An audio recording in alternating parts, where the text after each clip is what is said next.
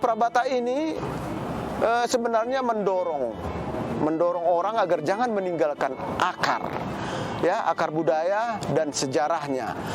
Presiden Soekarno meminta mereka tahun 50-an ini ke istana pertunjukan, ya, dan dianggap opera Bata ini mengajak orang bersatu.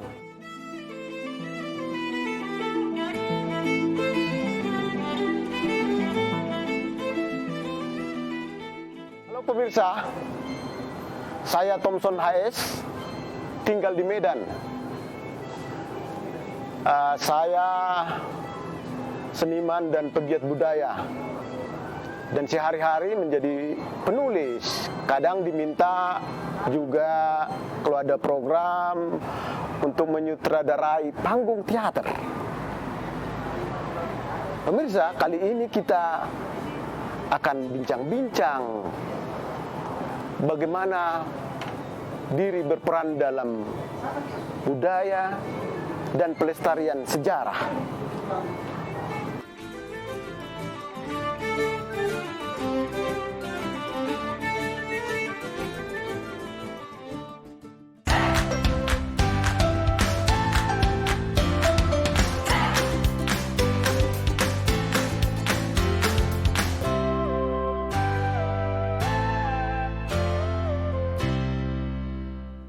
Ya, sebenarnya dari sejak kecil saya sudah punya ketertarikan kepada seni, terutama puisi. Ya, meskipun sejak SD saya sudah diajari bermain drama,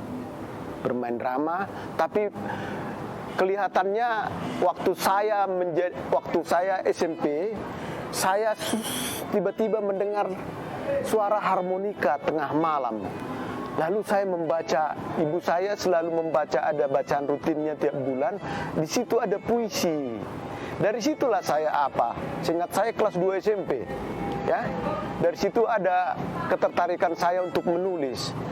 Jadi awalnya saya suka menulis, lalu SMA terus punya cita-cita akan kuliah di Fakultas Sastra, kalau enggak di jurnalistik, ya, di jurnalistik. Lalu ya benar-benar saya masuk kuliah di Universitas Sumatera Utara, Fakultas Sastra. Saya tahun 87 kuliah masuk di sana, memilih jurusan Bahasa dan Sastra Indonesia. Jadi selama kuliah saya sangat aktif, hampir tiap hari saya menulis puisi, peluang-peluang menulis esai di koran, menulis cerpen. Sangat produktif saya waktu kuliah.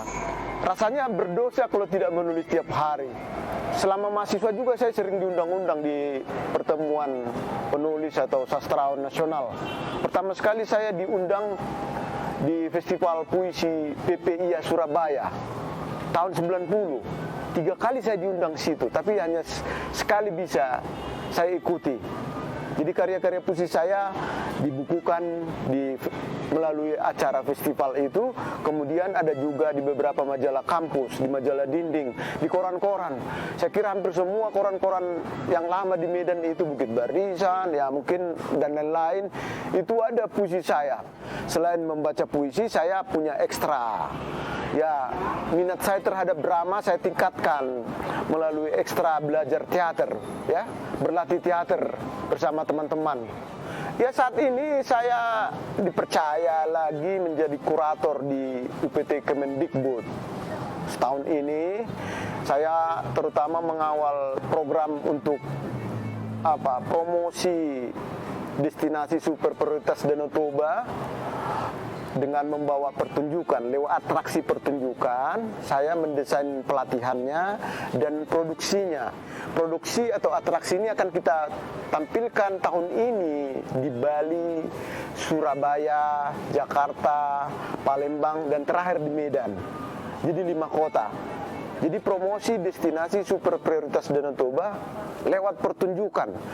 Ya, selain itu saya juga punya penelitian kecil dari BPNB Aceh. Baru-baru ini saya baru pulang dari Batubara meneliti jejak teater bangsawan di sana. Dalam waktu dekat juga akan turun 2 minggu ikut dengan tim penelitian Balai Arkeologi Sumatera Utara ekskavasi perkampungan si Raja Batak di Samosir.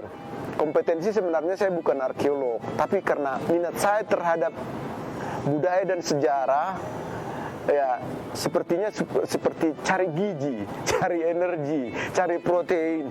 2016 itu saya mendapat penghargaan kebudayaan dari Kemendikbud RI karena dedikasi saya menggali opera Batak sejak 2002. Saya konsisten menyelesaikan agar opera Batak itu selain setelah digali tapi harus bangkit, bisa dikenal publik lagi hingga kita bisa memperkenalkan ke internasional. Kita 2013 sudah masuk Jerman pertunjukan membawa opera Batak, ya.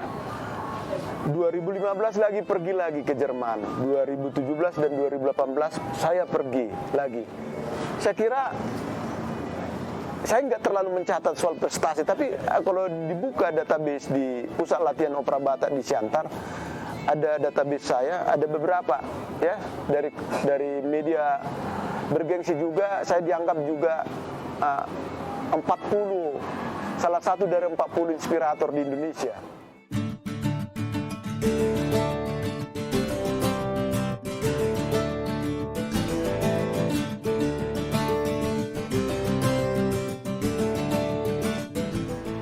Ketertarikan itu saya kira karena latar belakang mungkin ya, itu alami. Jadi yang dekat dengan profesi saya harus pakai itu media seperti opera Batak. Ya, opera Batak ini enggak terlalu sulit. Meskipun latar belakang saya lebih banyak di teater modern. Jadi opera Batak itu secara label maksudnya opera gaya Batak. Kalau istilah opera itu kan punya Eropa itu, di Italia, di Italia Utara, Florence. Dari situ bermula opera. Ya, abad ke-17 itu. Lalu menyebar sampai ke Sumatera Utara, ke Jawa juga. Itulah jejaknya di Sumatera Utara dikenal dengan teater bangsawan. Cerita-cerita yang diangkat di teater bangsawan kan backgroundnya istana. Lalu di opera Batak ini cerita rakyat, diangkat lagi dari ritual, dari upacara, musik-musik yang sudah dilarang secara upacara oleh kolonial dan misi, mereka angkat ke pertunjukan. Hah? Calon Sultan. Hah?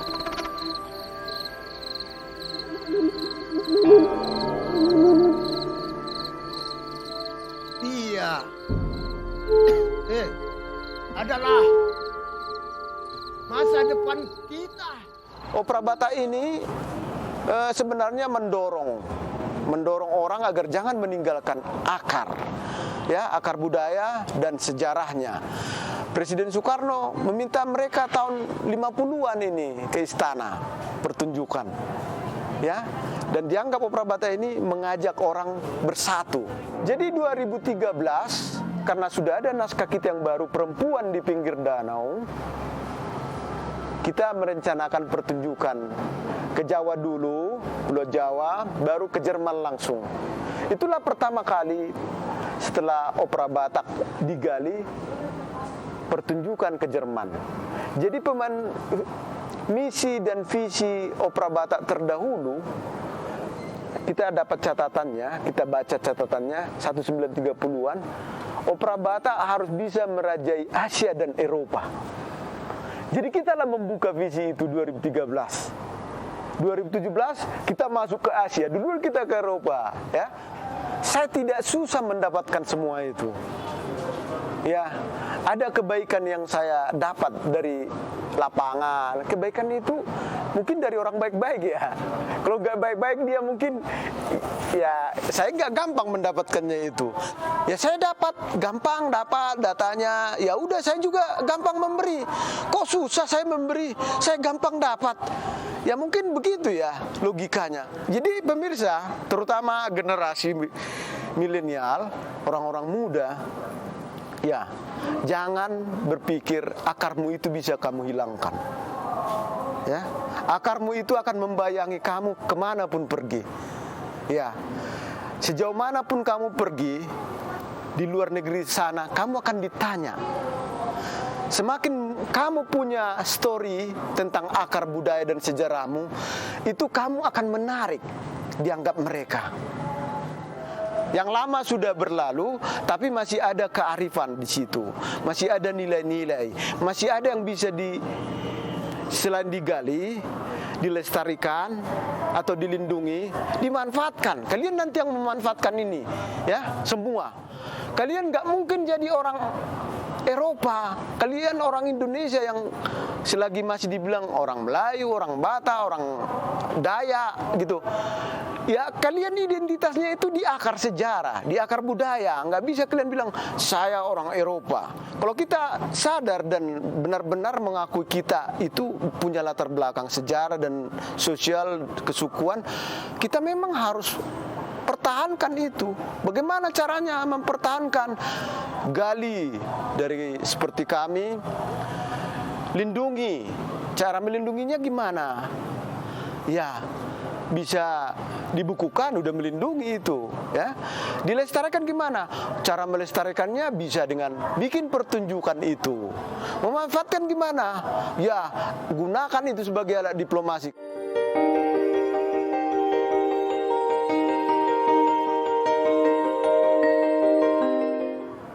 Jadi pemirsa, sampai di sini dulu perbincangan kita soal bagaimana diri berperan dalam budaya dan sejarah.